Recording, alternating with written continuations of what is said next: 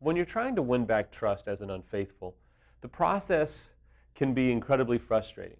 If you're a betrayed spouse, you're looking for a few things like consistency, reliability, commitment to the process. The whole kind of journey can become really frayed, if you will, if you don't understand a few key things about winning back trust.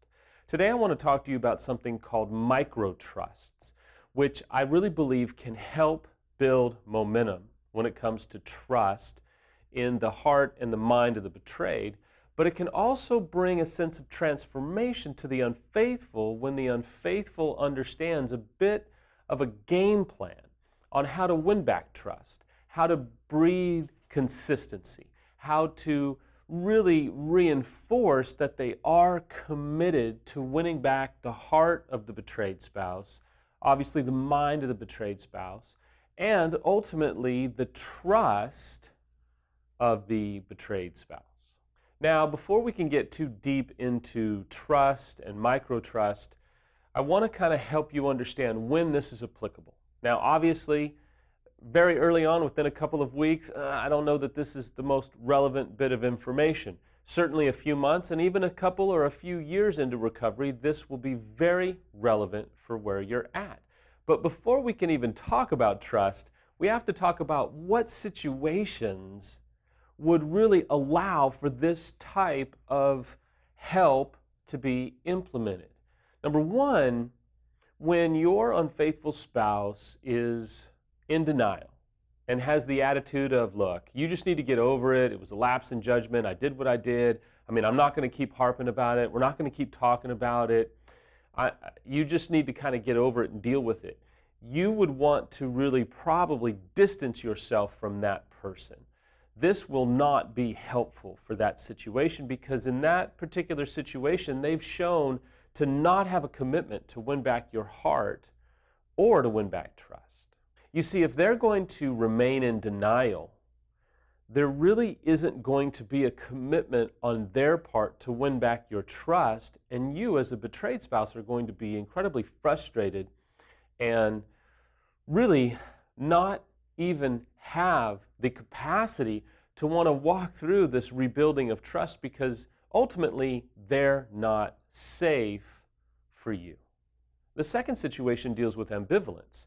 When an unfaithful spouse is ambivalent and not really sure, they may be committed, they may not be committed to recovery or repair work. They're kind of back and forth, not really showing a lot of dedication, but then occasionally showing some. The response for that situation is to proceed with incredible caution because you just don't know yet. Time is going to tell, as well as whether or not they will do any type of recovery work. That's going to be probably one of the biggest factors on whether or not even implementing this micro-trust approach is going to help. The third response, which I think any therapist, any spouse, any friend would appreciate, is the spouse that says, man, I'll do whatever it takes to win back your heart and your trust. I'm willing to do whatever you want. Even if they don't use the words, the verbiage, whatever it takes, you can see when there's a heart to do whatever you need to feel safe. And so for those that are in that scenario where your spouse or your partner has communicated a desire to win back your heart and a willingness to do what needs to be done, this approach is going to be an incredibly effective approach for both spouses. Now, getting to the meat of today's video blog. Micro-trusts are actually rebuilding reliability in the heart and the mind of the betrayed spouse. It's doing what you say you're going to do as an unfaithful spouse when you said you're going to do it. It's about being consistent. It's about coming home when you say you're going to come home at the exact time or even early, and if you're going to be late because of matters that are beyond your control, a phone call, a text. Being able to be counted upon and relied upon is absolutely essential, not just in big things. A huge struggle that Samantha and I had early on probably around a good 6 months to as much as about a year and a half until I really kind of got the revelation, if you will, was the fact that Samantha would share with me the things that she needed to feel safe, and I would judge them or shame them, or I would decide whether or not that would be important. Some examples.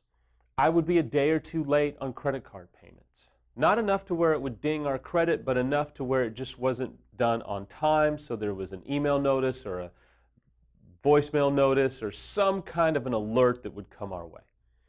Not bringing the trash cans in after they had been collected and being left out for several days. Not mowing the lawn. Not coming home when I said I was going to come home, but being a few minutes late and not texting, not calling, not doing anything. When those things continued to have a place in my life, I was not creating safety in the heart and mind of Samantha. Were they relapse actions? No.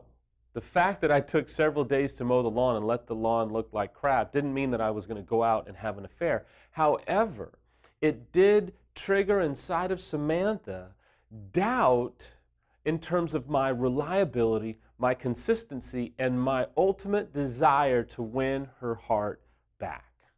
See, it's about being attentive to what your spouse or partner says is important, and then you not deciding that you're going to judge what's important and what's not important. Several times, I would think to myself, that's not a big deal. I can do that another time. And then I would get busy, and then I would get distracted, and then some kind of crisis in business would show up, and I would forget to do what I said I was going to do, and what it would do, it would continue to create instability that I could be counted upon by Samantha. You see, one of the pitfalls of the unfaithful deciding what is important and what is not to the betrayed is that it causes a lack of safety in the heart of the betrayed because they feel as though, again, the unfaithful is on their own program, doing what they want, not being attuned to the needs, the frailty, the desire for safety in the betrayed's life. And as long as the unfaithful refuses to grab hold of the needs of the betrayed to feel safe, the parties involved will always have distance between them.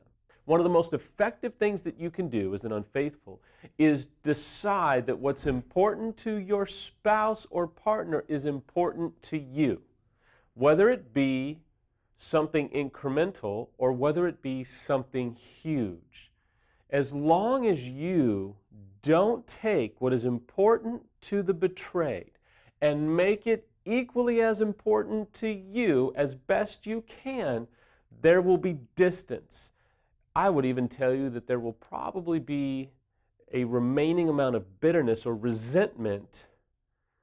But at the end of the day, I can guarantee you, not probably, guarantee you that as long as you don't see what's important to your betrayed spouse as important to you, there will be a lack of safety. And with a lack of safety comes a lack of trust.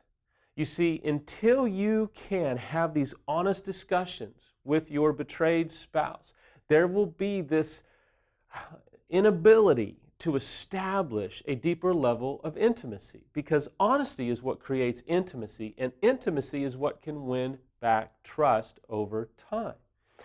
It is not even suggested that early on you would go back to trusting your unfaithful spouse, because even the pioneer of infidelity research, Peggy Vaughn, talked about assumed trust, and many times when you just assume that your spouse is going to be faithful, that doesn't breed trust. That breeds a sense of pride that can actually weaken the marriage, because the unfaithful just assumes that they'll never do this again, that they live in denial.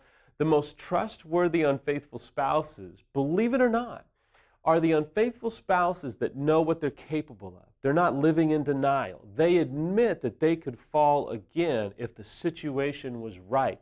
Sure, they may look at the depths of their consequences and go, oh my gosh, never again, I never want to do this. But if you don't have safety mechanisms in place, if you don't have within you an awareness and a owning of what you're capable of, because your track record speaks of what you're capable of. If you don't have an awareness, if you can't own that, it will not create safety. It will not create reliability. It will not create consistency, and it will keep you from being able to win back trust in the heart of your betrayed spouse.